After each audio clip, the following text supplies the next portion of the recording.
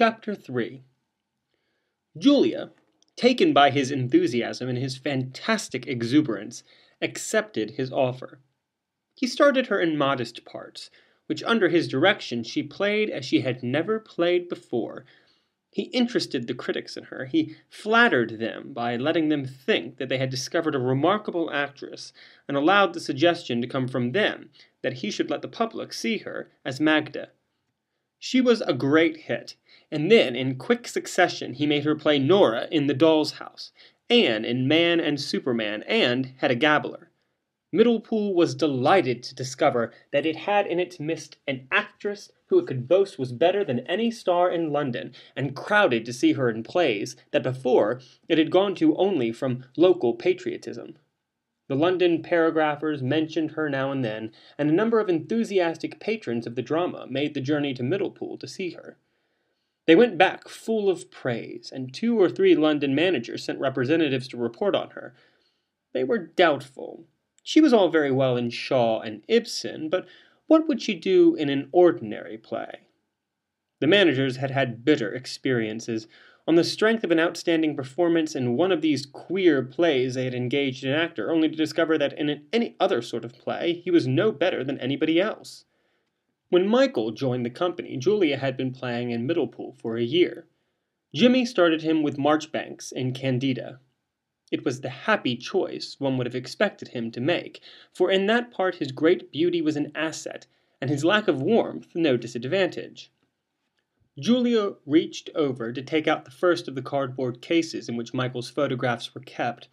She was sitting comfortably on the floor.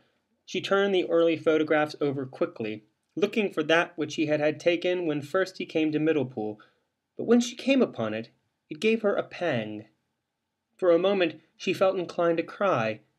It had been like him then. Candida was being played by an older woman, a sound actress, who was cast generally for mothers, maiden aunts, or character parts, and Julia, with nothing to do but act 8 times a week, attended the rehearsals. She fell in love with Michael at first sight. She had never seen a more beautiful young man, and she pursued him relentlessly. In due course Jimmy put on Ghosts, braving the censure of respectable Middlepool, and Michael played the boy, and she played Regina.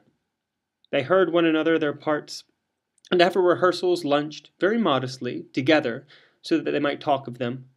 Soon they were inseparable. Julia had little reserve. She flattered Michael outrageously. He was not vain of his good looks.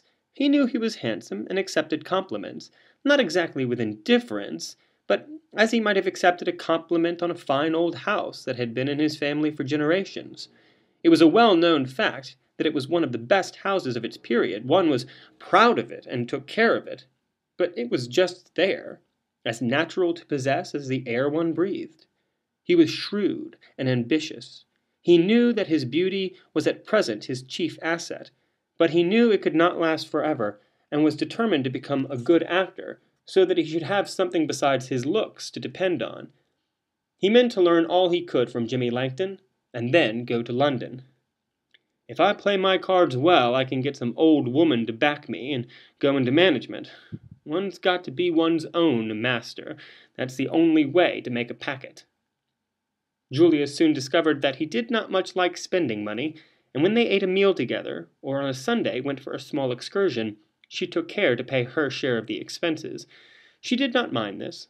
She liked him for counting the pennies, and inclined to be extravagant herself, and always a week or 2 behind with her rent. She admired him because he hated to be in debt, and even with the small salary he was getting managed to save up a little every week. He was anxious to have enough put by, so that when he went to London he need not accept the first part that was offered him, but could afford to wait till he got one that gave him a real chance. His father had little more than his pension to live on, and it had been a sacrifice to send him to Cambridge. His father, not liking the idea of his going on the stage, had insisted on this. "If you want to be an actor, I suppose I can't stop you," he said. "But damn it all, I insist on your being educated like a gentleman." It gave Julia a good deal of satisfaction to discover that Michael's father was a colonel. It impressed her to hear him speak of an ancestor who had gambled away his fortune at White's during the Regency, And she liked the signet ring Michael wore with the boar's head on it, and the motto Nemo me impune lecesset. I believe you're prouder of your family than of looking like a Greek god, she told him fondly. Anyone can be good-looking, he answered, with his sweet smile, but not everyone can belong to a decent family. To tell you the truth, I'm glad my governor's a gentleman. Julia took her courage in both hands. My father's a vet. For an instant, Michael's face stiffened, but he recovered himself immediately and laughed. Of course, it doesn't really matter what one's father is. I've often heard my father talk of the vet in his regiment. He counted as an officer, of course. Dad always said he was one of the best. And she was glad he'd been to Cambridge. He had rowed for his college, and at one time there was some talk of putting him in the university boat. I should have liked to get my blue. It would have been useful to me on the stage. I'd have got a lot of advertisement out of it. Julia could never tell if he knew that she was in love with him. He never made love to her. He liked her society, and when they found themselves with other people, scarcely left her side. Sometimes they were asked to parties on Sunday, dinner at midday, or a cold, sumptuous supper, and he seemed to think it natural that they should go together and come away together. He kissed her when he left her at her door, but he kissed her as he might have kissed the middle-aged woman with whom he had played Candida. He was friendly, good-humored, and kind, but it was distressingly clear that she was no more to him than a comrade. Yet she knew that he was not in love with anybody else. The love letters that women wrote to him he read out to Julia with a chuckle, and when they sent him flowers, he immediately gave them to her. What blasted fools they are, he said. What the devil do they think they're going to get out of it? I shouldn't have thought it very hard to guess that, said Julia dryly. Although she knew he took these attentions so lightly, she could not help feeling angry and jealous.